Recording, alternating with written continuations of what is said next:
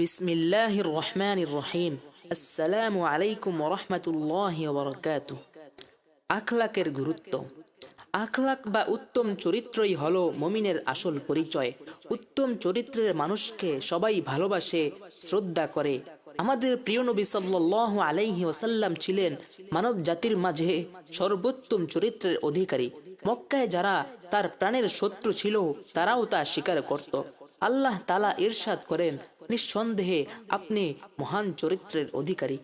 আর হযরত আয়েশা রাদিয়াল্লাহু তাআলা আনহা বলেছেন, আল কোরআনই ছিল তার চরিত্র।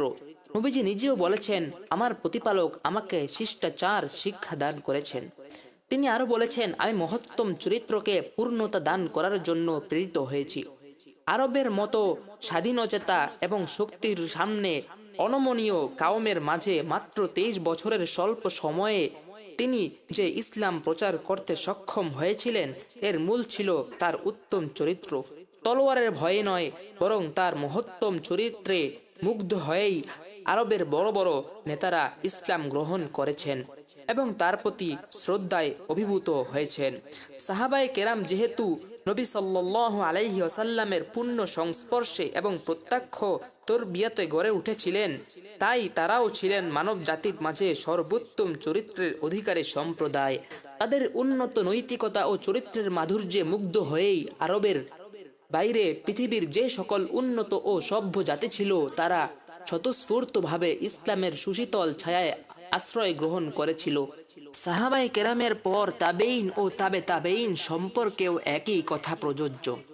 ইসলামী উম্মার সুদীর্ঘ ইতিহাস ও একথা সাক্ষ্য দেয় যে সাহাবায়ে কেরাম থেকে প্রজন্ম পরস্পরায় ইমান আকিদার উত্তরাধিকারী যেমন চলে এসেছে, তেমনি আখলাক ও মহত্তম চরিত্রের উত্তরাধিকারী উম্মার জীবনে অব্যাহতভাবে চলে এসেছে এবং এই সুমহান ইসলামী চরিত্রের কল্যাণেই পৃথিবীর অন্যান্য জাতির কাছে তারা ইজ্জত, সম্মান ও মর্যাদার আসন লাভ করেছে এবং ইসলাম সারা বিশ্বে এত দ্রুত বিস্তার লাভ করেছে।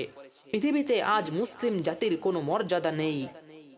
কেন কেন তারা এত লাঞ্ছিত ও অপদস্থ? কারণ এই যে পূর্ববর্তীদের সুমহান চরিত্রের উত্তরাধিকার আমরা হারিয়ে ফেলেছি। ইমান, আকিদা এবং আমল ইবাদত হয়তো অল্প বিস্তর এখনো আছে, কিন্তু ইসলামী আখলাকের নামগন্ধ আমাদের মাঝে নেই।